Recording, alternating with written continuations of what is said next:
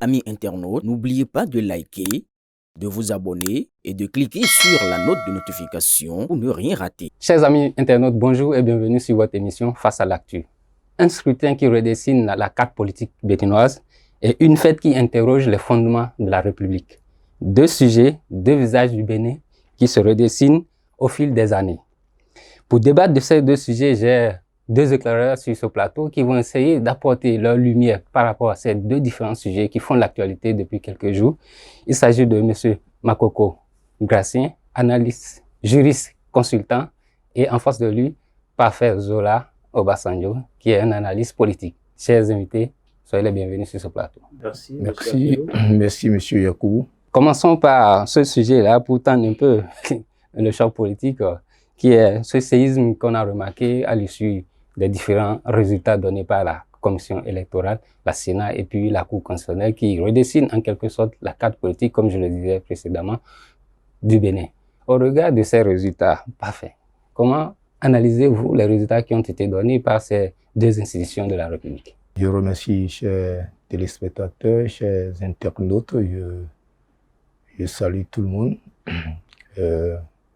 En début d'année, comme ça, je profite pour dire mes meilleurs voeux à tous les compatriotes béninois.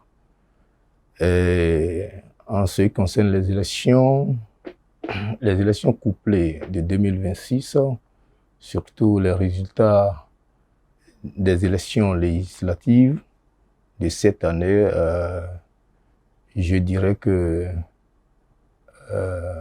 c'est un bon début de l'expérience que nous sommes en train de faire. Nous avons convoqué les Béninois aux urnes. Ils sont sortis, même si le taux est faible, ils sont allés voter. Cette expérience, c'est déjà salutaire. Et nous espérons que pour les prochaines fois, que les Béninois, les institutions pourront se perfectionner. Monsieur Bakoko, quelle est la première lecture que vous faites de ces résultats-là?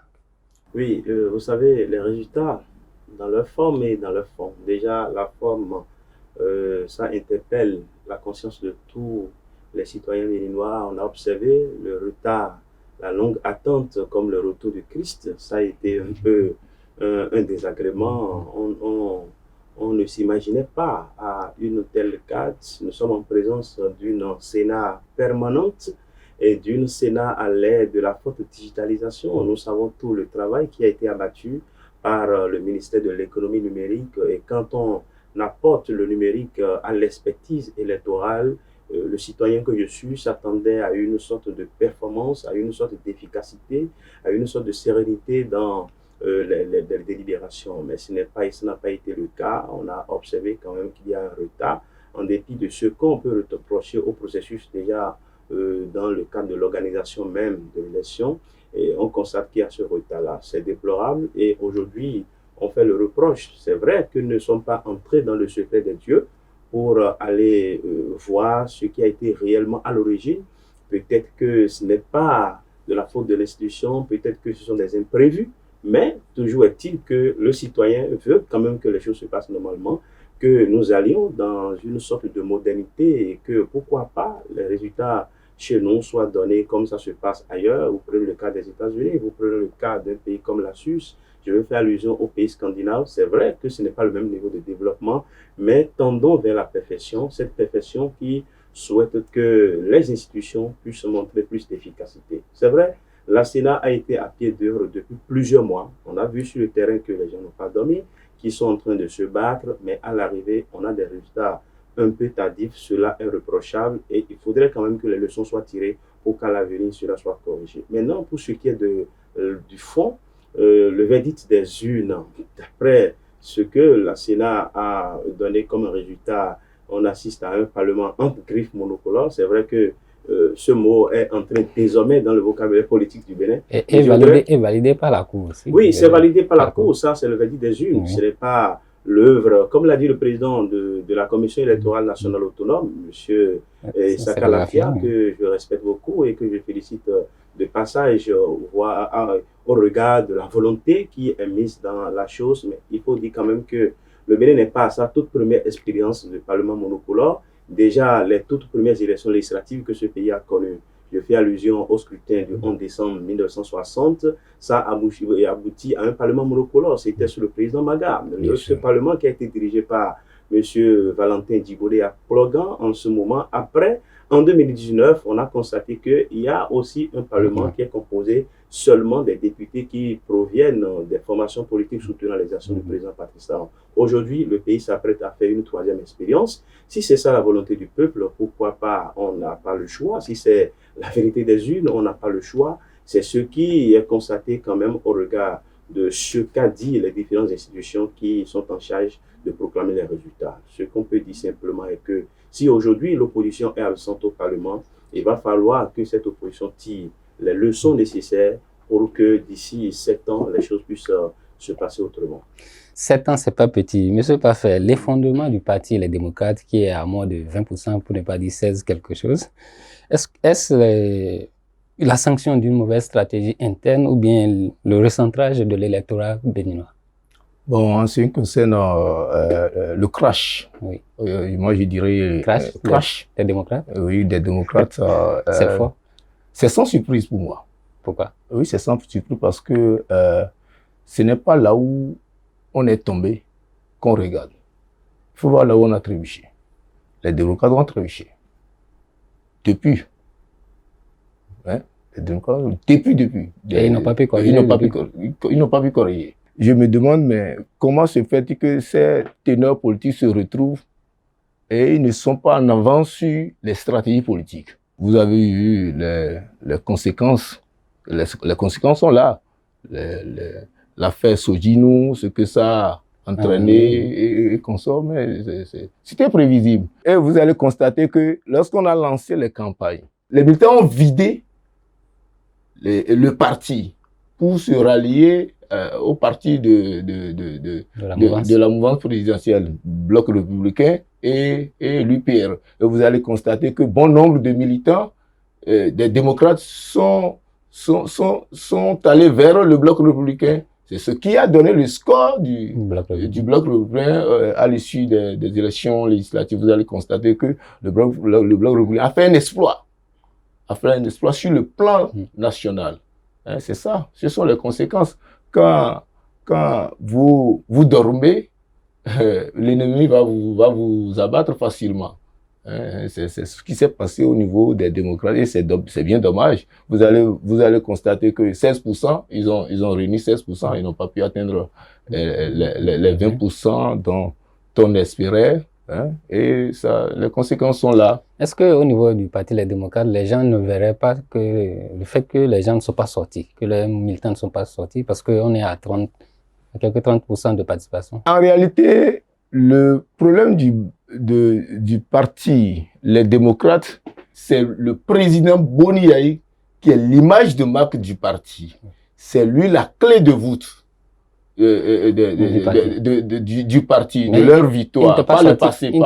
Justement, c'est parce qu'il s'est donné une retraite politique. Il s'est retiré politiquement. Ça n'a pas marchandé, ça a donné, les résultats sont là. Est-ce que vous avez senti le président Bouniaï lors des campagnes? Il ne s'est même pas affiché. En réalité, le parti était devenu une coquille vide. Les Rondété, consorts, non, il n'y avait plus dedans. La tempête Sodjinou, qu'on peut mesurer sur l'échelle de Richter, qui a secoué le navire, a traumatisé et les militants et les ténors du parti. Ça fait que les conséquences sont là. En politique, 1 + 1 ne donne toujours pas 2, mais les conséquences sont là et tangibles. Voilà. Monsieur Makoko, le président Boni Yayi, qui est le ténor, comme M. Parfait le disait, n'est pas sorti au cours des campagnes. Est-ce que cela n'est pas la raison de l'échec du parti? Oui, vous savez, nous sommes en politique, hein. C'est un terrain très glissant et les pronostics n'ont pas la vie autant facile que dans le domaine du sport. Dans le domaine du football, pareil entre le Barça et le Real de Madrid. Les choses sont plus subtiles que ça. Ce que moi je vois et à travers ce scénario qui s'est présenté à nous, qui s'est offert à nous dans le cadre de ce scrutin, m'amène à explorer d'autres hypothèses. Vous savez, lorsque vous entrez par exemple dans la religion, il y a la dimension profane de la religion. Quand vous êtes chrétien catholique, il y a ce que l'on laisse d'assez libre à l'ensemble, à la grande masse. Mais il y a toujours ce côté réservé qui permet aux prêtres, aux curés et aux évêques de gouverner la grande masse. Tout à fait. Quand vous venez dans le vaudou, dans la tradition ancestrale, il y a des gens qui sont adeptes du vaudou, mais qui n'ont pas accès à l'essentiel de la spiritualité vaudou. Et il y a certains qui détiennent le secret. C'est de la même manière qu'en politique, ce qui se passe derrière la porte des hommes puissants, ce n'est pas toujours accessible. De sorte qu'à l'analyse de certains comportements, de certains acteurs du Parti Les Démocrates, on est tenté de penser à une hypothèse de conciliabule.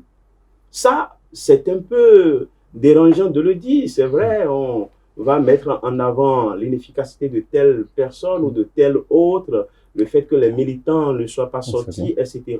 Mais nous sommes en politique où tous les schémas sont possibles. Et les ennemis d'hier peuvent devenir amis aujourd'hui. Max Weber l'a démontré dans un livre très, très pertinent intitulé « Le savant et le politique ». Il n'y a pas d'amis éternels, il n'y a pas d'ennemis éternels. Qui vous dit que cela n'a pas été le fruit des négociations, des débats qui ont eu lieu derrière le rideau. Quand vous observez un peu le retrait du candidat désigné par le Parti des démocrates lors de la présidentielle, la manière dont ce candidat s'est retiré de l'échiquier, lorsque vous observez la façon dont le président Boné-Yaï s'est retiré, lorsque vous observez le fait que sans avoir démissionné du parti, M. Noureddine Attiade et M. Rouleté, toujours membres de ce parti, n'ont pas été positionnés par le parti alors qu'ils ont la possibilité de l'être, là, ça amène l'homme tout un peu éveillé politiquement pour dire ce qui se joue, ça pouvait être des négociations. Et comme je le dis, ce n'est pas tout qu'on peut mettre sur la place publique, ce n'est pas à tout que le peuple lambda a accès. Vous vous souvenez de ce qui s'est passé au moment où Mme Johnson Sirleaf était allée pour la première fois aux élections présidentielles au Libéria. C'était face à un George Weah, le premier ballon d'or africain, un homme riche ayant un grand réseau financier. Cet homme-là, au soir des scrutins, était en réalité celui qui a gagné les élections. Mais un Libéria déchiré par les conflits tribaux, des conflits ethniques, des conflits régionaux, n'était pas gouverné par George Weah. Et des acteurs importants comme Laurent Gbagbo, etc., ont appelé George Weah pour lui expliquer que c'est vrai, tu as gagné les élections, mais tu ne pourras pas gouverner, laisse la dame.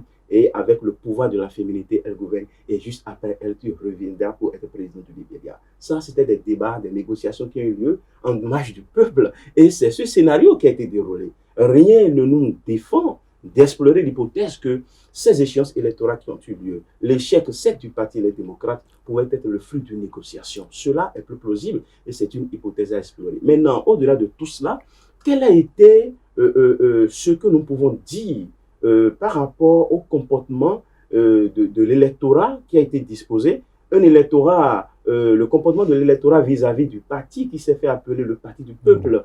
Est-ce que si c'est une manière de dire que le Parti des démocrates n'était pas effectivement le parti du peuple, parce que si négociation il y en avait, c'est que c'est en marge du peuple, le peuple n'était pas au courant de quelque chose, et donc même s'il y avait des négociations, le peuple pouvait sortir pour aller voter pour le parti de son cœur. Mais ce n'est pas le cas. On a constaté qu'il y a eu plus d'adhésion, d'accord, au profit de l'Union progressiste, le Renouveau, plus d'adhésion au profit du bloc républicain qui est passé de 28 députés à 49, un score majeur, d'accord. Et là, on se dit, est-ce que c'est véritablement ça? Maintenant, le juriste que je suis, le juriste publiciste que je suis, m'amène sur un autre terrain. Quand on constate qu'il n'y a que 36,7% qui sont allés au vote, contre 63% qui n'ont pas opéré le choix de vote. Lorsque dans une démocratie, on voit le taux d'abstention qui est pratiquement le double du taux, d'accord, de participation, c'est inquiétant. On se pose la question de savoir où se trouve réellement le peuple. Est-ce que le peuple se retrouve au niveau des 2 millions et quelques qui ont voté, ou bien est-ce que le peuple se retrouve au niveau des 5 autres millions qui n'ont pas été concernés par le processus électoral? Il s'agit d'un débat sérieux parce que depuis la réforme du sympathisant qui a été engagée par le président Patrice Talon, nous sommes unanimes pour dire que ce sont des réformes nécessaires. La plupart des Béninois, il y a eu beaucoup de colloques. Moi, j'ai suivi un colloque en 2008. Ouais. Et ça a été initié par la fondation Friedrich Ebert, qui a été consacré à la vie des partis politiques au Bénin. Et les conclusions de ce colloque-là, d'accord, ont fait état de ce qu'il est nécessaire de réformer le système partisan au Bénin. C'est-à-dire quoi? Toutes les sommités, tous les esprits éclairés, tous les citoyens béninois ont été amenés à admettre que ces réformes étaient nécessaires. Mais une fois que le président Patrice Talon a commencé par les mettre en œuvre, on les a trouvées douloureuses et cela n'a pas été sans impact sur les faibles taux que les élections ont enregistrés sous le magistère du président Patrice Talon. Nous avons le taux le plus faible de l'histoire de notre pays, 36,7%, alors qu'il y avait un pic en 95 de 75%. Avant 1995, il y avait le pic de 71% de 1960. Après cela, il y avait le pic de 71% de l'année 2000, etc., etc. Donc, on se dit simplement que, est-ce que c'est parce que les réformes ont été des réformes nouvelles? Est-ce que c'est parce que les réformes ont été des réformes brutales? Est-ce que les réformes n'ont pas eu l'adhésion populaire? Ou du moins, est-ce que les réformes n'ont pas été clairement expliquées pour avoir l'adhésion du peuple? De toutes les manières, nous sommes déjà en face d'un résultat net qui a été donné par les institutions habilitées de l'État. On s'en tient à ça. C'est l'UPR Le Renouveau qui est venu en tête. Après le BR, nous avons un Parlement qui est formé uniquement des députés issus des partis qui soutiennent l'action du président de la République. Nous allons, c'est l'heure maintenant de tirer les leçons qu'il faut. Est-ce que nous allons être amenés à réformer les lois électorales? Est-ce que nous allons être amenés à améliorer les choses? De toutes les façons, je pense que le Bénin étant à la recherche de son chemin doit se poser les vraies questions et ce qui est à corriger doit pouvoir être corrigé. Merci, M. Makoko. M. Parfait, au regard du score du parti Les Démocrates, est-ce que l'absence d'accord de gouvernance ou bien de coalition n'est pas une raison de l'échec de ce parti ou bien du crash, comme vous l'avez appelé? Bon, moi, l'accord de gouvernance, je dis non. Je dis non parce que un parti de l'opposition vraiment n'avait pas besoin d'un accord de gouvernance avec quelconque parti, que ce soit de la mouvance présidentielle. Mais quand vous avez en tête en idée le développement du pays, est-ce que, comme M. Makoko l'a dit, est-ce que les ennemis d'hier ne peuvent pas s'entendre? Justement, encore qu'en politique, il n'y a pas d'ennemi éternel. Voilà. Il n'y a pas d'ennemi éternel. Mais le naufrage qu'a connu le parti Les Démocrates ne lui permettait plus d'aller en accord de gouvernance, politiquement parlant. Maintenant, techniquement, si il pouvait aller de façon éhontée, aller négocier un accord de gouvernance et pour pouvoir aller aux élections, les gens vont constater, l'opposition, bon, le peuple qui les suivait va constater en quelque sorte un match amical entre le soi-disant opposition et la mouvance. C'est un peu ça. C'est un peu ça. Sinon, c'est pas dû à... C'est pas dû... le faible taux n'est pas dû à la non-participation de trucs là, non. Je ne pense pas. C'est dû réellement aux événements qui ont précédé les élections. Hein. C'est surtout ça. Et les conséquences sont là. Et ça va durer. Cette histoire avec les démocrates, malheureusement, je pense que le parti est en train de finir. Hein. Le parti est en train de finir facilement comme ça. En tout cas, puisque vous savez, les démocrates ne se sont pas préparés. Et ils étaient dans l'opposition, mais ils dormaient. Moi, à mon avis, seul le président du parti Restaurer l'Espoir était en éveil, était éveillé. Et il les prévenait. Et il faisait des sorties, il avançait des idées, des stratégies pour pouvoir vaincre la stratégie politique de l'adversaire. Mais il pensait que M. Candidat Azanaï était de connivence ou bien, bon, je ne sais pas, avec le pouvoir et que ces sorties étaient considérées comme, le bras gauche de Patrice Talon. Mais finalement, qu'est-ce qu'on a constaté? On a constaté que ce que le prophète Azanaï disait, c'est réalisé, c'est passé. En réalité, s'ils avaient suivi un peu les sorties de candidats Zanali, ils pouvaient quand même dévancer et empêcher l'histoire, par exemple, de Sodino en question. S'ils étaient bien préparés, ils pouvaient éviter tout ça. Il est bien vrai que nous sommes en politique et que tout peut se passer, mais ils pouvaient quand même éviter ça. Vous allez constater que les mêmes Sodino se sont retrouvés sur d'autres listes, oui. Hein, et qui sont dans le lot des députés qui vont diriger notre palais des gouverneurs pendant 7 ans maintenant. Ça voudra dire que vraiment, malheureusement, les actes en politique, ça se paye toujours. Ça se paye toujours et que désormais, pour les fois à venir, il faut que si le parti, les démocrates, veut exister, que ceux qui vont le composer soient des hommes politiques aguerris, éveillés et stratèges, fin stratège, j'allais dire. Nous avons Guy, le docteur Guy Mitokpe qui est là quand même, qui est un jeune promoteur et puis bon, il était candidat au niveau de la 16e circonscription électorale. Je pense qu'il doit avoir eu quand même un taux, mais au regard du taux du parti, il n'a pas pu tirer son épingle du jeu. Monsieur Makoko, est-ce que l'absence d'accord du parti, ou bien l'accord que le parti, les démocrates, n'a pas voulu, est-ce qu'il avait une autre stratégie pour pouvoir s'en sortir? Votre question me rappelle une histoire que ma grand-mère m'a racontée quand j'étais au primaire et que je peux intituler aujourd'hui « La colère du loup ». C'est l'histoire du loup qui, astreint par la famine de la forêt, s'est rendu à la maison et a rencontré un chien bien dodu. Il dit, mais avec toute la famine qui sévit, comment tu fais pour être aussi dodu?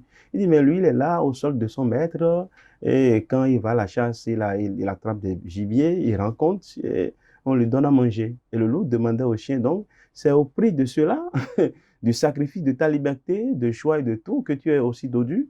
Et le chien avait répondu par la positive et au loup de conclure, si ça ne peut qu'être de cette manière, que lui préfère aller mourir dans le bois et de conserver sa liberté que de troquer sa dignité contre des miettes. Je pense que peut-être que c'est la posture du Parti des démocrates qui, ayant une idéologie politique claire, ayant une directive claire, ayant une vision politique claire, à savoir le remplacement, l'alternance au sommet de l'État, ils se sont dit, il vaut mieux ne pas avoir les 20% que d'aller s'allier au diable, entre griffes.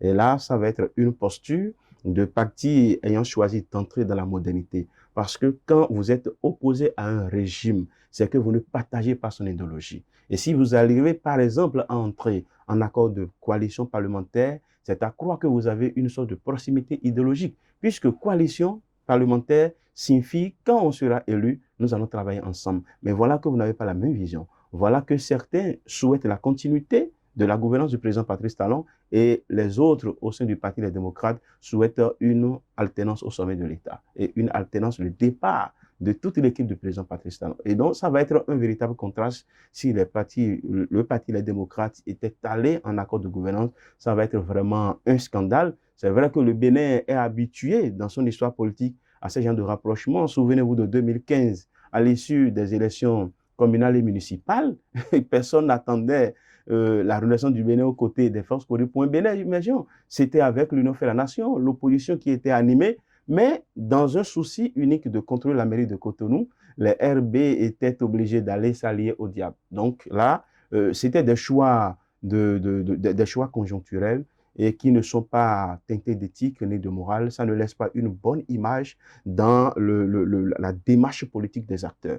Et aujourd'hui, on a vu un parti, les démocrates, qui a décidé de ne pas s'allier, de ne pas aller en accord de coalition parlementaire avec les partis relevant de la majorité présidentielle. Cela peut être perçu comme étant un choix de principe, un choix de respect d'une conduite, d'une idéologie, d'une vision politique donnée, et on ne peut pas leur en vouloir pour cela.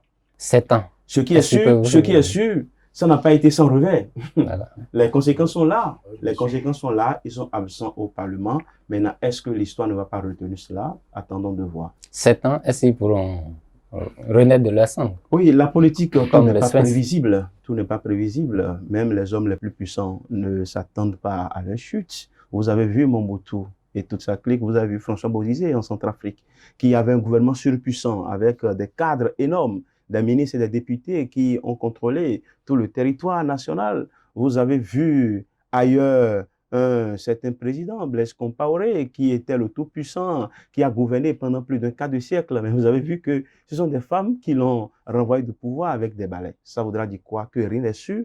C'est vrai qu'aujourd'hui, le Parti Les Démocrates est en minorité extrême. C'est vrai qu'ils n'ont pas de possibilités. C'est vrai qu'ils n'ont pas de marge de manœuvre. Mais cela n'est pas un acquis. Cela ne peut pas nous amener à parier que d'ici 7 ans, ils ne vont pas renverser la tendance parce que 7 ans, le bilan des 7 ans, ça va dépendre de ce que le président qui sera élu le 12 avril fera. Ça va dépendre de son bilan. Et si jamais l'après-talon n'est pas gouverné de manière responsable, si l'après-talon n'est pas gouverné de manière efficace, si on note de recul, c'est vrai, il y a beaucoup d'acquis de la gouvernance du président Patrice Talon. C'est vrai qu'en matière de démocratie électorale, il y a des choses à redire. C'est vrai que les libertés ont quelque peu, un peu souffert sous le régime, mais nous sommes unanimes pour dire que sur le plan du développement, il y a eu beaucoup de choses qui ont été effectuées. Et si jamais l'équipe qui va s'installer après le 12 avril n'arrive pas à préserver comme cela se doit ces acquis-là de manière efficace, ça va être problématique et le bilan va être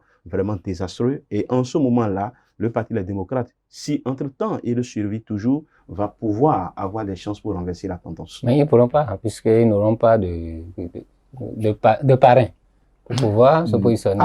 L'autre question, c'est une question fatidique. Ouais. C'est une question fatidique. C'est dans 14 ans. En réalité, ça fait dans 14 ans que... Mais attendons de voir. Attendons de voir parce que les choses ne sont pas aussi nettes comme ça en politique. D'accord? Peut-être que d'ici à là, le Bénin était habitué sous le président Kérékou, par exemple, à des gouvernements d'union nationale. Il y avait des opposants qui étaient appelés au gouvernement et qui avaient conservé leur parti politique. Je me souviens, sous le président Boniaï, le PCB était appelé au gouvernement. C'est vrai qu'ils ont opposé à ça un refus catégorique. Donc, on souhaite que, comme le président de la République l'a dit, il faudrait qu'après les élections, on se retrouve pour travailler ensemble. Pourquoi pas? Parce qu'il y a quelque chose qu'on ne voit pas. Des gens qui sont restés opposants au président Patrice Talon pendant 10 ans et qui, en réalité, sont de grands experts dans leur domaine. C'est une perte énorme pour l'État que quelqu'un qui a une expertise du genre et que dans l'acquisition de son expertise, ce n'est pas sans les frais de l'État. Parce qu'il est devenu opposant, il a privé l'État de son expertise. Ce sont des problèmes importants à solutionner. Et pour cela, se mettre ensemble, cette vision de travail ensemble de manière collégiale pour viser le développement, je pense que ce n'est pas une vision tout à fait mauvaise. De sorte que si il y a au niveau du Parti des démocrates des acteurs qui estiment qu'ils peuvent accompagner de manière objective l'équipe qui sera installée à partir du 12 avril, il faudrait quand même que les gens puissent laisser de côté leur ego pour venir contribuer, comme l'a renvoyé, comme nous l'enseigne bien l'allégorie de la Jatoué et de Roi Guézo, que chacun de ces doigts puisse venir boucher les trous de cette GA-là, qui est le Bénin dans son ensemble, afin que le développement soit une réalité commune. C'est bien ça. Mais c'est pas fait. Avec un parlement bipartite, je dirais, est-ce qu'il peut y avoir des débats contradictoires? S'il peut y avoir des débats contradictoires, il faut dire qu'il est bien vrai que c'est un parlement homogène entre l'UPR et le bloc républicain, mais entre ces deux frères, il y a problème. Vous allez constater lors des élections du scrutin passé, il y a des événements qui se sont passés entre frères. Ils voulaient se tromper au niveau des... Ça voudra dire quoi? Ça voudra dire que bien qu'ils soient des frères, ils ne pourront pas parler le même langage. Ça peut, sur des sujets ou bien sur des points de développement donnés, ça peut être contradictoire. Ça peut être contradictoire. Et vous allez voir, le perchoir sera discuté. Bon, c'est l'UP d'office, mais ils vont vouloir se partager les postes. Je suppose que c'est comme mouvance et opposition. Le BER jouerait le rôle de l'opposition au Parlement pour pouvoir quand même contrôler un peu les choses, sinon c'est pas bien. Et l'autre chose est qu'il faut sauver la démocratie béninoise. Il faut sauvegarder les acquis de la démocratie béninoise. Ça urge, donc ça interpelle chacun de nous. Il faut que chacun joue son rôle au Parlement, que ce soit, je peux être député de la mouvance présidentielle et jouer le rôle démocratique pour quand même soigner l'image de notre pays, le Bénin. C'est tout important et ça devrait interpeller les députés de l'UPR et du Bloc républicain. Notre point commun, c'est la démocratie. Ils devraient savoir ça, ils devraient savoir que l'objectif, c'est de tout faire pour redynamiser notre démocratie, c'est de tout faire pour rehausser l'image de marque de notre démocratie, afin d'hisser le Bénin au haut niveau, sur le plan international et sous-régional. C'est très important. Hein. Ça devrait interpeller chacun de nous, je pense. Monsieur Makoko, est-ce que c'est réellement... Les gens pourront croire à un débat contradictoire au niveau du Parlement avec ce bipartisme? Non, il n'est pas défendu d'avoir de la foi, des attentes et de la croyance. Seulement que aujourd'hui, on a déjà vu en 2019 et en 2023, le Bloc républicain et l'Union progressiste de renouveau, ils ont été à l'Assemblée, mais je n'ai pas eu l'impression que dans l'exercice de leur mandat parlementaire, qu'ils ont pu séparer l'obligation de jouer le rôle de député qu'ils ont été et l'obligation qu'ils ont en vertu de leur soutien, de leur rapprochement avec la mouvance présidentielle. Il s'est fait que, pour moi, de ma lecture personnelle, qu'il y a eu une confusion de rôle, que les gens n'ont pas pu se dire que c'est vrai que nous sommes le soutien de la mouvance présidentielle, mais cela ne doit pas nous empêcher de jouer efficacement et de manière assez neutre le rôle de parlementaire qui nous est astreint. Ça, je pense que c'est un problème à régler. Ils n'ont pas pu donner l'assurance qu'ils sont capables de cela. Et donc, je n'ai pas de raison de croire qu'ils vont faire cette fois-ci la différence lorsqu'une loi atterrit sur la table, sur le bureau de l'Assemblée nationale et que député de la mouvance présidentielle, c'est vrai, vous soutenez l'élection du président, mais ce n'est pas pour cette raison que vous allez voter la loi les yeux fermés. J'ai comme l'impression qu'il y a eu beaucoup de tests et c'est de cette manière que les gens se sont comportés. Ça, c'est un message qu'on envoie, d'accord, à l'endroit de ces parlementaires qui vont être installés dans le prochain mois pour dire ils n'ont qu'à exercer leur mandat avec un peu plus de responsabilité. On peut soutenir un gouvernement, d'accord, et continuer par jouer convenablement son rôle, le rôle de parlementaire, le rôle de représentant du peuple. Ça, c'est vraiment important. Si ce n'est pas le cas, nous aurons des débats monolithiques, des monologues pratiquement à l'Assemblée nationale, et les débats d'idées vont déserter le forum. Le Parlement ne serait plus un lieu d'animation active de la démocratie. Les débats démocratiques vont être absents. Ça, il faut le dire. Et l'autre mal est que chaque fois que vous avez vu, il y a un certain nombre de députés de la mouvance présidentielle, du BR notamment, qui ont fait des sorties pour donner leur point de vue objectif sur un certain nombre de tests, mais les gens leur ont pris très tôt comme des opposants. L'opinion publique aussi a contribué à ça. Je pense que nous devons travailler à faire les nuances, à produire de véritables nuances par rapport à ces choses. Vous êtes parlementaire, vous êtes là pour quand même aider le gouvernement à réaliser ses ambitions, mais vous n'êtes pas là pour suivre le gouvernement les yeux fermés. Je pense qu'il faut quand même que ces nouveaux parlementaires qui vont être installés puissent comprendre qu'il y a une nécessité d'opérer cette nuance. Merci pour cet éclairage. Au regard de tout ce que vous avez dit, on se dira que la capacité de cette deux forces à transformer cette bipolarisation du Parlement prochain en une dynamique pour la nation, une dynamique de progrès pourra déterminer le rôle que les électeurs leur ont confié et la confiance du peuple en eux. Donc nous allons marquer une pause avant de passer au second sujet. Amis internautes, n'oubliez pas de liker, de vous abonner et de cliquer sur la note de notification pour ne rien rater. Chers amis internautes, nous sommes de retour sur ce plateau pour aborder le second sujet qui a trait au Vodou Days et la laïcité. L'État dans l'arène culturelle aujourd'hui, ou bien dans l'arène religieuse, je dirais, au regard de ce que véhiculent les Vodou Days. C'est le sujet que nous allons aborder avec les deux éclaireurs qui sont sur ce plateau. Donc, quittons l'arène politique comme avec les élections qui viennent de passer. L'implication directe de l'État dans l'organisation des Vodou Days relance un vieux débat. En voulant célébrer la part sacrée de notre identité, la République risque-t-elle de trahir le principe de neutralité? Je veux parler de laïcité. Où se trouve la ligne rouge entre promotion culturelle et entorse à la laïcité? Monsieur Makoko, au regard de ce que dit la loi, comment percevez-vous cette critique ou bien cette polémique qui est en train de naître où l'implication de l'État dans l'organisation des Vodou Days est mal vue? Bon, vous savez, il faut respecter l'opinion des autres. Mais il faut Même aussi... quand ils sont dans l'erreur? Non, c'est pour ça, j'allais continuer. Pour dire, il faut également travailler à ce que l'autre puisse comprendre. Cette question de laïcité, c'est une question assez délicate que les gens sont en train de manipuler d'une manière tout à fait imprécise. Et pour répondre à votre question, permettez-moi de retourner dans quelques années en arrière, lorsque moi j'ai commencé la première année de droit dans ce pays, en première année, j'avais saisi la Cour constitutionnelle du Bénin contre le président Boniaï. Ça fait plusieurs années. Qui n'assistait pas quand même à cette D'abord, célébration. le président Boniaï n'a assisté à aucune fête en 10 ans. de Vodou sur 10 ans qu'il a fait. Et en plus de ça, il accordait de soutien matériel et financier conséquent pour l'organisation de la fête au niveau de la grotte mariale de Dassazoume. J'avais entrevu cela comme étant une entorse au principe de la laïcité.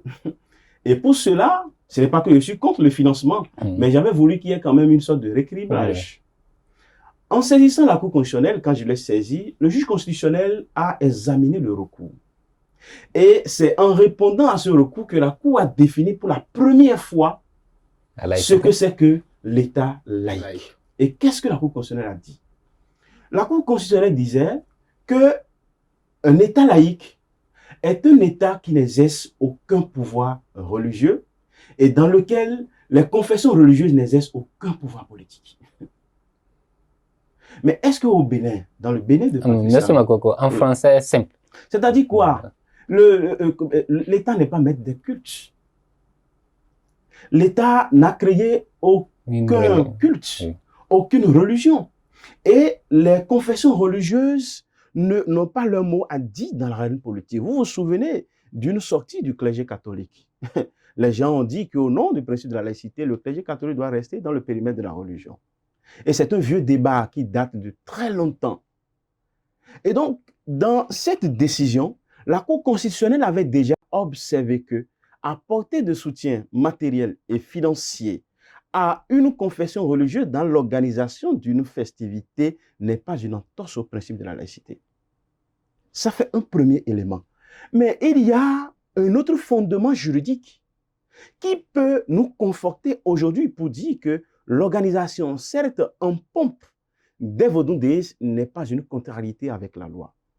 Il y a des articles de la Constitution que les gens ne lisent pas souvent. Il y en a plusieurs, mais je vais vous donner l'exemple simplement de l'article 10 de notre Constitution.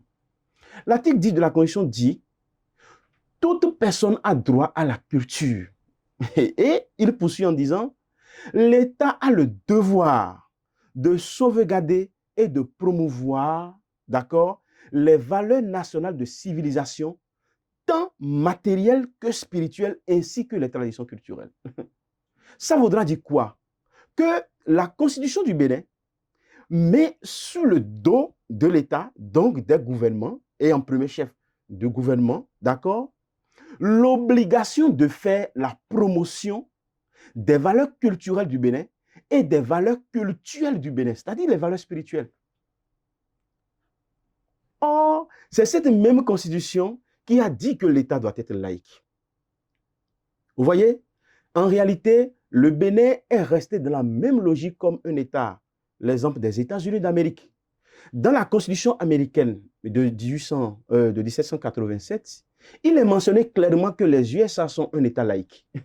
Mais ça n'empêche pas que le président élu des États-Unis d'Amérique, il presse serment sur la Bible. Ça signifie que les États-Unis d'Amérique ont fait le choix de la laïcité, c'est-à-dire la neutralité religieuse, c'est-à-dire on permet à toutes les religions de vivre sur le sol états-unien, d'accord, mais nous gardons notre identité. C'est la même chose que le constituant béninois a fait en 1990 en disant nous acceptons que toutes les autres religions, toutes les autres confessions religieuses puissent s'installer sur le territoire béninois et jouissent de la même protection, la tolérance nécessaire, la cohabitation pacifique nécessaire, mais nous gardons notre identité. Et l'identité du Bénin, qu'on soit devenu chrétien aujourd'hui ou mahométan, qu'on soit devenu judaïste ou de Shiva, nous savons quand même que nous sommes de tradition vaudou. Et donc, quand on observe ces deux éléments-là, d'accord, on voit que le gouvernement du président Patrice Talon, en organisant les Vodou Days, est plutôt en train d'accomplir un devoir constitutionnel en vertu de l'article 10 de la Constitution. Et ce même gouvernement a fait voter pour la première fois de l'histoire de notre pays un code pénal. Parce que le code pénal que le Bénin utilisait avant 2018, avant l'avènement du président Patrice Talon, c'est un code pénal français.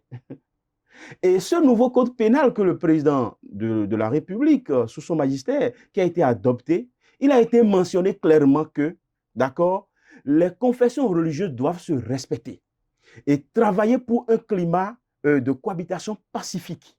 Et s'il arrive qu'un guide religieux, à travers ses prêches, ses discours, arrive à salir une autre religion, que ce guide-là, son titre de guide lui soit retiré et si possible sa confession religieuse, son église fermée ou son couvent fermé. Ça, ce sont les actions fortes que la laïcité imposait à l'État. C'est-à-dire créer les conditions juridiques nécessaires, les conditions juridiques et sociales nécessaires qui vont permettre à ce que toutes les religions soient acceptées afin que chaque citoyen béninois soit libre d'aller s'adonner au culte qu'il veut. Ça, c'est ce qui a été effectué dans le code pénal. De sorte qu'aujourd'hui, je ne me retrouve pas dans ce discours, d'accord, prononcé par un certain nombre. Bon, ils ne sont pas seuls à être chrétiens dans le pays. Moi, je me réclame tout aussi d'accord de la chrétienté, même si tous les chrétiens ne se retrouvent pas dans ma chrétienté. Je veux dire simplement qu'il n'y a pas de problème. D'accord? Mais ceux qui parlent aujourd'hui, moi je suis un pasteur, mais pourquoi au moment où le président Yahi Boni faisait et apportait de soutien colossal aux confessions chrétiennes, pourquoi il n'avait pas tenu le même discours? C'est à croire que quand ça n'arrange pas, on parle. C'est dommage. C'est dommage. Il ne faudrait pas que les gens opposent. C'est un devoir constitutionnel pour le président Talon. Et je suis sûr que le gouvernement qui va venir après, il n'a pas le devoir de rebousser chemin. Il n'a même pas le droit de rebousser chemin. Les gens doivent continuer parce qu'il s'agit d'une obligation constitutionnelle qui est en train d'être exécutée. Ça, il faut le dire. Il faut que les gens travaillent. Il y a le vaudou au Bénin. Et le vaudou, vous observez ce qui s'est passé à Ouida. Ce sont les animistes qui ont donné de parcelles aux chrétiens pour construire la basilique de Ouida. C'est la tolérance, c'est les animistes qui ont donné la preuve de la tolérance en premier. Il faudrait quand même que les chrétiens, les autres confessions religieuses, puissent accepter conformément à la Bible, d'accord, s'ouvrir. Mais quand les gens tiennent le discours et le Hajj, ce n'est pas le gouvernement béninois qui a amélioré les conditions du Hajj. C'est beaucoup de milliards qui sont mis dans le Hajj par an au Bénin, afin que les fidèles musulmans puissent aller accomplir le 5e pilier de l'islam dans les conditions les plus favorables possibles. Mais donc aujourd'hui, on va se lever pour dire pourquoi le gouvernement béninois organise le Hajj, pourquoi le gouvernement béninois donne les conditions favorables. Non, je pense qu'il faut qu'on laisse ce débat-là et comprendre que l'État laïque, c'est l'État qui ne s'immisce pas dans la religion et c'est l'État dans lequel les religions ne s'immiscent pas dans la sphère politique. Maintenant, ce qui relève du soutien que l'État apporte à telle ou telle confession religieuse, c'est à lui de déterminer les modalités pour le faire. On l'a vu le faire aux chrétiens hier. L'État est une continuité sur le président Boni Yahi. On l'a vu avec les musulmans, on le voit aujourd'hui avec les animistes. Concevons simplement que l'objectif entre nous, c'est de travailler à ce qu'il y ait la paix, c'est de travailler à ce que chaque Béninois ne soit pas obligé d'être vaudossi, que chaque Béninois ne soit pas obligé d'être chrétien, que chaque Béninois ne soit pas obligé d'être musulman. Et je pense que cela n'a pas encore été occulté par les Vaudondés. Les Vaudondés n'ont pas demandé aux chrétiens de devenir animistes, ils n'ont pas demandé aux musulmans de devenir animistes. Donc je pense que à partir du moment où ce choix est toujours possible, il faut qu'on travaille à un climat de paix entre Béninois que nous sommes. Monsieur Parfait, Oui. Quel bilan vous tirez des Vaudondés? Puisque cette édition a été une édition majeure, sinon ils ont appelé ça comme la première édition. C'est une initiative salutaire que tous les Béninois devraient saluer le chef de l'État, Patrice Talon. Parce que vous savez, les débats qui se font dans les églises entre Satan et Dieu, c'est ça ils ont porté, les autres ont porté pour dire pourquoi on est en train de valoriser le vaudou. Alors que le Béninois se reconnaît à l'étranger à travers l'identité vaudou. Vous allez au Togo à côté, quand tu dis je suis Béninois, tout le monde sait que c'est vaudou on fait chez vous. Mais nous devons être fiers. Hein? Donc on devrait saluer le chef de l'État, Patrice Talon, pour avoir inculqué dans le cerveau, le Congolais des Béninois, que nous sommes des vaudous. Vous voyez? Et vous savez, les gens pensent que quand on dit vaudou, c'est la guerre. Alors que vaudou, c'est la paix totale. Vaudou participe à la paix. Pour un pays de paix, il faut quand même se référer à notre identité culturelle. Vous voyez? Et le chef de l'État a fait de telle sorte que il y a l'aspect culturel. L'aspect culturel, franchement, c'est salutaire. Qui draine du monde. Des gens viennent un peu partout, du Brésil, un peu partout, en Afrique, en Amérique, ils viennent voir. C'est notre adjan, quelque sorte. Justement, c'est notre pèlerinage. C'est devenu pèlerinage. Vous voyez, il y a pèlerinage Hajj, que les gens y vont. Il y a pèlerinage de Sémé, que les célestes qui drainent du monde. Et il y a pèlerinage Vaudou. Désormais. Désormais, le pèlerinage Vaudou.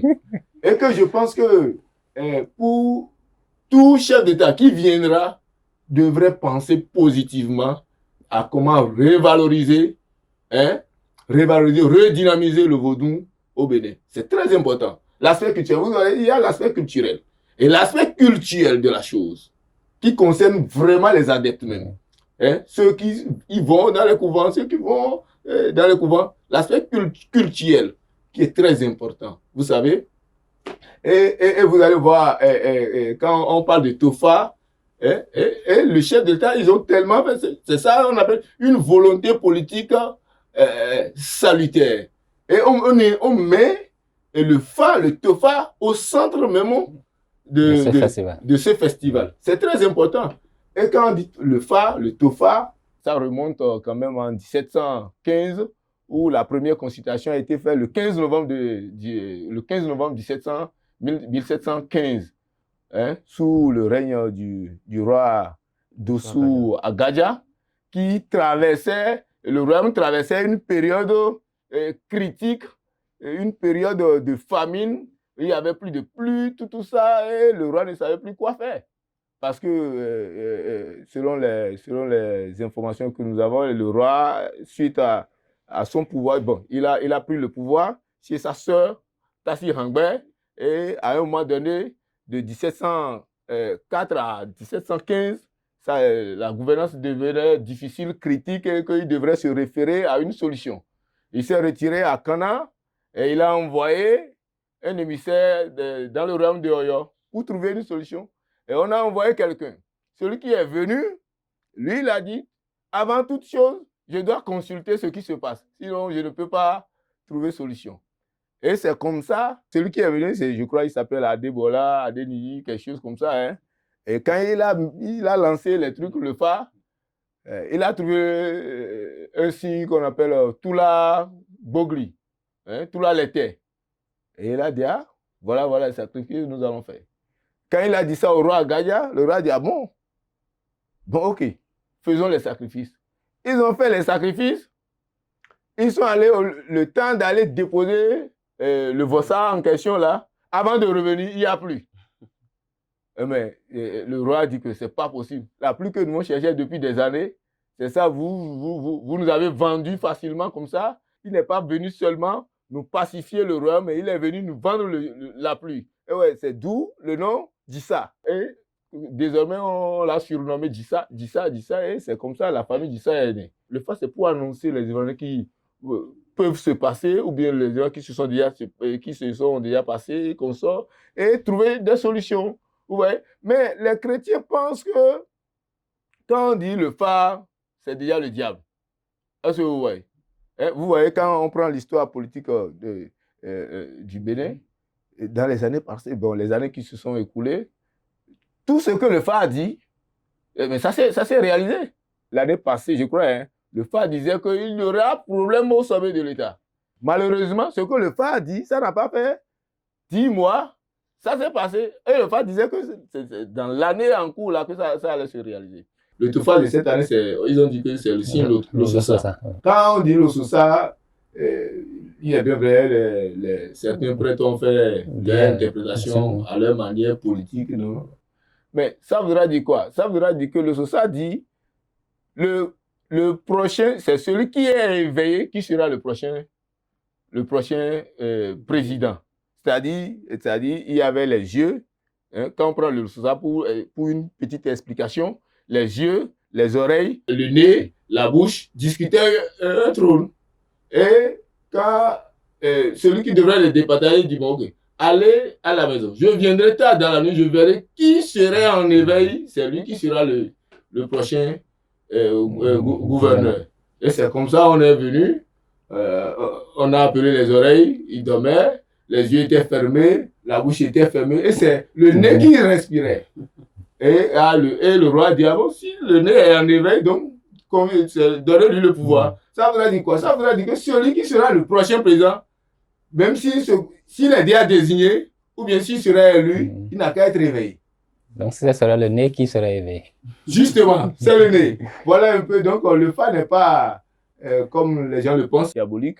Le phare, c'est pour toujours pacifier et rendre vivable notre territoire national. Monsieur Makoko, un dernier mot pour tirer vers la fin, puisque l'émission tire vers sa fin. Oui. Quelle image, quelle action mener avec les Burundais pour enlever cette idée, cette mauvaise idée que les gens ont? Parce que, comme M. Parfait le disait, moi-même, j'ai fait l'expérience du côté du Burkina, où dès que j'ai dit béninois, ils ont vu le vaudou derrière moi, bien que je sois musulman. Non, mais vous savez, on ne peut pas fuir qui on est. Mais quand vous êtes béninois, même si vous êtes pasteur, diacre, même si vous êtes padre, curé, mais vous avez une racine animiste, une racine vaudou. Vous connaissez le grand cardinal que le pays a connu, le cardinal Bernardin Cantin. Son nom, ça de... Vous voyez un peu. Mais si les gens rejettent le vaudou, pourquoi ils fredonnent les chants de vaudou dans les églises en changeant seulement Jésus-Christ? Je vois que c'est d'une part l'hypocrisie et d'autre part l'ignorance. Il y a un auteur qui s'appelle Georges Parender. Il disait ceci, ce n'est pas trahir sa foi que de s'adonner à l'étude des autres religions. C'est bien au contraire l'enrichir en cherchant à comprendre comment les autres ont découvert la vérité et en quoi cette vérité les a enrichis. C'est ce que les chrétiens, d'accord? C'est ce que je ne vais pas dire, les musulmans ne sont pas trop dans ce débat. D'accord? Et les chrétiens catholiques, d'une certaine manière, ne sont pas aussi trop dans ce débat. C'est souvent les chrétiens qui nous excusent, ne sont pas en train de faire un procès d'intention, mais j'ai comme l'impression que c'est un constat. C'est un constat, c'est un fait malheureux, et de sorte que vous n'avez jamais pratiqué le vaudou. Moi, je ne dis pas que je suis animiste. Peut-être que je suis un chrétien, mais un chrétien décomplexé. D'accord? Vous n'avez jamais pratiqué l'animisme. Comment vous avez pu faire pour savoir que c'est mauvais? Les gens ont dit que le christianisme céleste, que c'est Mami Ata. Mais comment on peut savoir si c'est Mami Ata si vous-même n'avez jamais été céleste? Justement. Donc, les a priori, les jugements précaires, les jugements grégaires ont formé quelques images de complexes sur le vaudou. D'accord? Que, heureusement ou malheureusement, l'organisation en pompe des Vodou Days, d'accord, est en train d'éponger petit à petit. Parce qu'il y a beaucoup qui sont restés très loin de cela et aujourd'hui, ils ont un certain rapprochement. Tout ce que moi je dis, c'est quoi?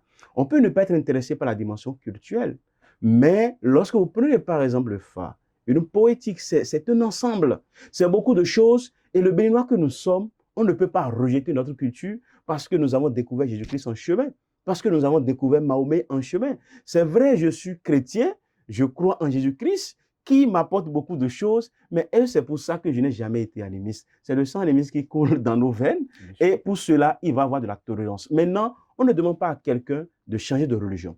Que les chrétiens continuent à être chrétiens, les musulmans continuent à être musulmans et les animistes continuent à être animistes. De toutes les manières, chacun va pratiquer la religion qui l'arrange.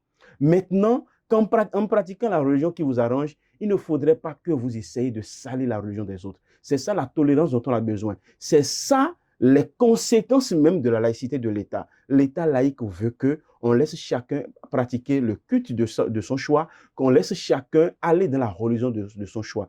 Et donc, en disant que l'autre religion est mauvaise, le vaudou est mauvais, les chrétiens sont en train de violer la Constitution. Parce que ce n'est pas des comportements qui garantissent véritablement la cohésion pacifique.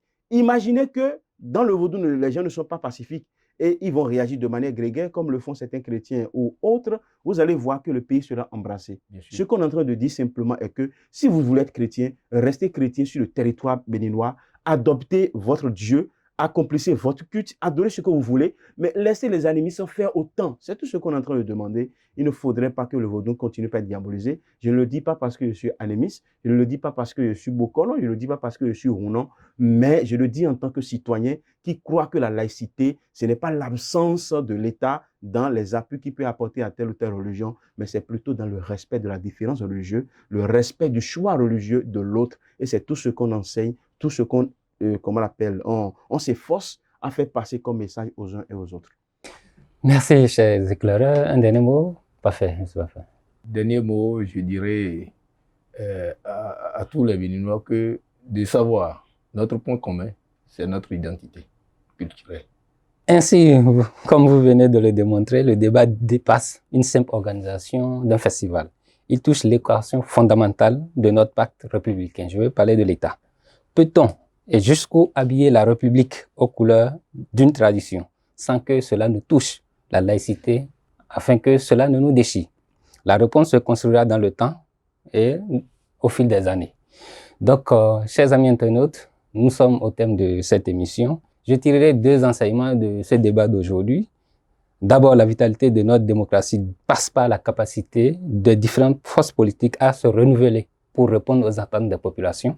Et la seconde leçon que je tire, c'est que notre nation repose sur notre habileté à concilier, sans les confondre, les principes républicains et la richesse de notre héritage culturel.